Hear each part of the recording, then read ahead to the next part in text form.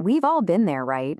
Something goes wrong, a system fails, there's an accident, and what's left behind is just confusion. Well, today, we're going to cut right through that chaos. We're going to break down how you can create reports that don't just sit on a shelf, but actually help solve the problem. So, picture this. The emergency part is over. The dust has settled, and now everyone is looking at you. You're staring at a blank page, and you've got to explain exactly what just happened. Yeah, that's a tough spot to be in. So, where do you even start? Okay, the very first tool you're going to reach for to bring some order to this mess is the incident report. Its job sounds simple, but it's so important. Just capture the essential facts of what happened, as quickly and as clearly as you can before all those little details start to fade. And this is absolutely key. The point of an incident report is not about pointing fingers or figuring out who to blame. Not at all. It's about creating an objective, factual record. Your only goal right now is to write down what happened, when it happened, and who was there. That's it. Nothing more, nothing less. So how do you make sure you don't miss any of those critical details when things are still a bit hectic? Well, you follow a structure. Let's break down the simple but really powerful anatomy of a standard incident report. All right, let's just walk through this flow. You can see how it moves in a really logical way. You start with the basics, the report details, then you get into the incident details and a really clear description. From there, you capture all that crucial context like witnesses and any injuries or damages. And it all wraps up with follow-up actions and a signature. Just think of this as your checklist so nothing gets missed in the heat of the moment. Okay, theory is one thing, but let's make this real. We're going to look at a classic slip and fall example from a workshop to see exactly how this structure works in practice. Now listen to how clean and factual that is. There's no drama, no opinion. It just states he slipped on a wet patch and injured his left wrist. This is a perfect example of an objective description. It gives you everything you need to know and absolutely nothing you don't. And this right here, this highlights a really important difference. Over on the left, you've got the immediate actions. First aid, a trip to the clinic. That's basically damage control. But look at the right side.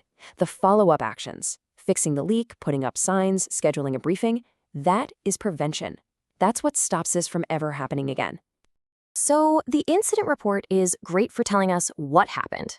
But what if the really big question is why it happened? Well, for that, we need to level up. Let's talk about the technical report. The secret ingredient here, the thing that makes a technical report so powerful, is analysis. A technical report doesn't just list the facts, it interprets them. This is the part where you connect the dots, find the root cause, and really explain what your findings actually mean. You see, a technical report is all about driving a decision. It's designed to analyze a problem and then recommend a very specific course of action. Let's walk through an equipment failure example to see exactly how that works. So we're going to zero in on the three most critical sections that take you from just raw data to a real compelling argument for action. We're talking about the findings, the discussion, and the recommendations. First up, the findings. This is just the raw data, the stuff that nobody can argue with. The AC system shut down. The temperature shot up to 32 degrees Celsius. And the cause? A worn-out capacitor due to delayed maintenance. These are just the cold, hard facts of the situation, laid out nice and clear. Okay, so next up is the discussion. This is where we interpret those facts. We connect that worn-out capacitor from our findings to the bigger problem, which was delayed maintenance. We explain the impact that the high temperature had on productivity. This is where you tell the story behind the data. And you see how that story leads us right here, logically, to the recommendations. These aren't just random ideas. They are direct solutions to the problems we just talked about in the discussion. Implement a schedule, replace parts before they fail, train the staff. They're specific, they're actionable, and they solve the root cause. All right, so we've looked at two different kinds of reports, but here's the thing. Whether you're filling out a simple incident form or doing a deep dive technical analysis, the principles that make a report truly great are exactly the same. Let's boil it all down to three core principles. Think of them as your reporting superpowers. First, be clear. Just use simple, direct language. Second, be factual. Stick to what you observed, what you can prove with data. And third, be structured. A logical format makes your report easy for anyone to follow and pretty much impossible to ignore. That's really the secret sauce.